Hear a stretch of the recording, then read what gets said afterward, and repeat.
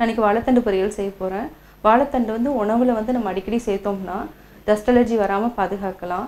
அதே மாதிரி stone form ஆகாமல் இருக்கும். இது ஆரோக்கியமான உணவும் கூட. வாங்க இதை எப்படி செய்கிறதுன்னு பார்க்கலாம். நம்ம இன்றைக்கி தண்டு பொரியல் செய்ய போகிறோம். தண்டு வந்து சின்னதாக வாங்கிக்கோங்க. ஒரு பெரிய வெங்காயம் வந்து சின்னதாக இருந்தாவே போதும். 2 பச்சை மிளகாய், ஒரு கொஞ்சமாக கருவேப்பிலை, தேங்காய் வந்து 1 டேபிள் ஸ்பூன், பாசிப்பருப்பு வந்து 1 ஸ்பூன் வந்து நான் தண்ணியில் ஊற வச்சுருக்கேன். இதுவும் நம்ம ஆட் பண்ணிக்கலாம். ஏன்னா டேஸ்ட்டாக இருக்கும். தண்டு கூட சேர்த்துறப்போ நல்லது, உடம்புக்கு நல்லது, டேஸ்ட்டாக இருக்கும். ஆயில் வந்து தேவையான அளவு. தாளிக்க வந்து கடுகு, கடலப்பருப்பு, உளுத்தம்பருப்பு, தேவையான அளவு சால்ட்டு. இப்போ வந்து தண்டில் வந்து நார் வந்து நிறையா இருக்கும். அதை எப்படி எடுக்கணுங்கிறதையும் நான் சொல்லி கொடுத்துட்றேன். இப்போ எப்படி செய்கிறதுன்னு பார்க்கலாம். தண்டு வந்து நம்ம கட்டரில் கட் பண்ணுறோம். இது எப்படி கட் பண்ணுறப்போ இப்போ இந்த இடத்துல பார்த்தீங்கன்னா இப்படி தான் இந்த மாதிரி நார் இருக்கும். இதை நம்ம அப்படியே கையில் அப்படியே நம்ம சுற்றிக்கணும். அதுக்கப்புறம் இதை எடுத்து அப்படியே சுற்றினோம்னா நார் வந்து இப்படி வரும். அதுக்கப்புறம் இதை வந்து நம்ம கீழே போட்டுடலாம். இதை வந்து சால்ட் வாட்டரில் நம்ம போட்டு வச்சிடணும், இல்லைன்னா கருப்பாயிரும். இப்போ பார்த்தோன்னா இதில் ஃபுல்லாக நார் வந்து அப்படியே இருக்கும். அப்படி கையிலேயே நம்ம வந்து சுற்றினா வந்துடும்.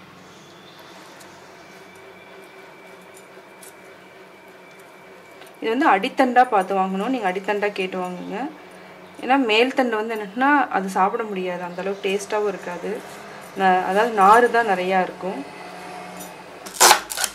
இந்த மாதிரி எடுத்துகிட்டு நீங்கள் எல்லா தண்டை வந்து எவ்வளோ இருக்கோ அவ்வளோ கட் பண்ணிடுங்க. இதே மாதிரியே நீங்கள் எடுத்து கட் பண்ணிக்கோங்க. தண்டை வந்து இந்த மாதிரி சின்ன சின்னதாக நீங்கள் கட் பண்ணி வச்சுக்கோங்க. ஏன்னா நார் ஃபுல்லாக நம்ம எடுத்துட்டோம். அதனால் இப்போ வந்து குட்டி குட்டியாக கட் பண்ணிக்கோங்க. அது ரொம்ப பெருசு வேண்டாம், இந்த மாதிரி கட் பண்ணிக்கோங்க. இப்போ எப்படி செய்யறதுங்கிறத பார்க்கலாம். இப்போ நான் பேன் வச்சுட்டேன். இப்போ ஆயில் ஊற்றலாம். 2 டேபிள் ஸ்பூன் ஊற்றிக்கோங்க. ஆயில் காஞ்சிருச்சு. கடுகு போடலாம். சிம்லேயே வச்சு பண்ணுங்கள். ஹை ஃப்ளேமில் வச்சிங்கன்னா உடனே பிடிச்சிரும், அடி பிடிச்சிரும். எண்ணெய் நல்லா காஞ்சிருச்சுன்னா கடலப்பருப்பு, உளுத்தம்பருப்பு உடனே வந்து ப்ரௌன் ஆயிரும். இப்போ கருவேப்பிலையும் பச்சை மிளகாய் 2 போட்டு கொஞ்சம் நல்லா ஃப்ரை ஆகணும். தண்டு வந்து உடம்புக்கு வந்து ரொம்ப நல்லது. அதாவது டஸ்ட் அலர்ஜி இருக்கிறவங்கலாம் வந்து அடிக்கடி சேர்த்துக்கலாம் தண்டு. அதே மாதிரி கிட்னியில் ஸ்டோன் இருக்குன்னா தண்டு வந்து வாரத்துக்கு 2 டைம், இல்லைன்னா தண்டு வந்து ஜூஸ் மாதிரி அடித்து கூட நம்ம குடிக்கலாம். ஸ்டோன் வந்து ஃபார்ம் ஆகாது. இப்போ நம்ம அரிஞ்சு வச்சுருக்கிற தண்டை வந்து போட்டுடலாம். ஏன்னா தண்டு வந்து கருப்பாயிருங்கிறதுனால நான் வந்து தண்ணியில் போட்டு வச்சுருக்கேன். தண்ணி கூட சால்ட்டு வந்து இருக்குது. சால்ட்டு போட்டால் தான் வந்து கருப்பாகாது. நீங்கள் வந்து ஒரு 1/2 அன் ஹவருக்கு முன்னாடி சால்ட்டு போட்டு தண்டை வந்து உள்ளே போட்டிங்கன்னா கருப்பாகாது. தண்டு அப்படியே வெள்ளையாக இருக்கும். இதில் வந்து என்ன தண்ணி நம்ம நிறையா ஊற்றணும்னு அவசியம் இல்லை. இந்த நம்ம ஆல்ரெடி வந்து இதுலேயே தண்ணி கொஞ்சம் இருக்கிறதுனால நீங்கள் தண்ணி ஊற்றாதீங்க. இப்போ வந்து பாசிப்பருப்பு வந்து நான் ஊற வச்சுருக்கேன். 1 ஸ்பூன் ஊற வச்சுருக்கேன். இதையும் நம்ம போட்டுடலாம். பாசிப்பருப்பு வந்து உடம்புக்கு ரொம்ப நல்லது. அதே மாதிரி பாசிப்பருப்பு போட்டோன்னா ரொம்ப உடம்புக்கும் நல்லது.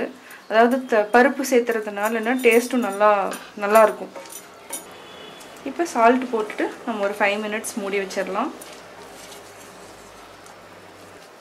தேங்காய் வந்து ஒரு 5 நிமிஷத்துக்கு அப்புறம் போட்டுக்கலாம். எவ்வளோ தேவையோ அவ்வளோ பார்த்துட்டு போட்டுக்கலாம். பாசிப்பருப்பு போகிறதுனா போடலாம், இல்லைனாலும் ஓகே. இதில் இருக்கிற தண்ணியிலேயே வந்து தண்டு வந்து சீக்கிரமாக வெந்துடும்.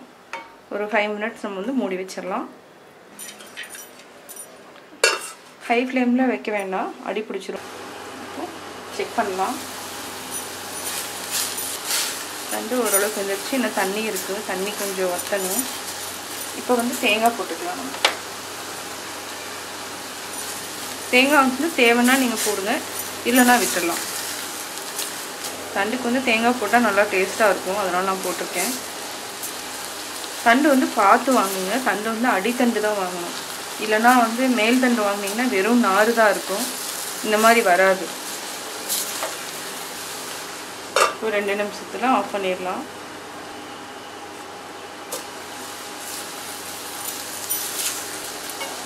தேங்காயும் நல்லா இதாகிடுச்சு,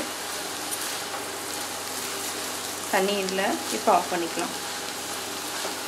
இப்போ நம்ம வேறு பாத்திரத்தில் மாற்றி வச்சுக்கலாம். சுவையான தண்டு பொரியல் ரெடி. வாழைத்தண்டு பொரியல் எப்படி செஞ்சாங்கிறத பார்த்தீங்க. கட்டாயம் உங்களுக்கு பிடிச்சிருக்கும். பிடிச்சிருந்தா லைக் பண்ணுங்கள், மறக்காமல் சப்ஸ்கிரைப் பண்ணுங்கள்.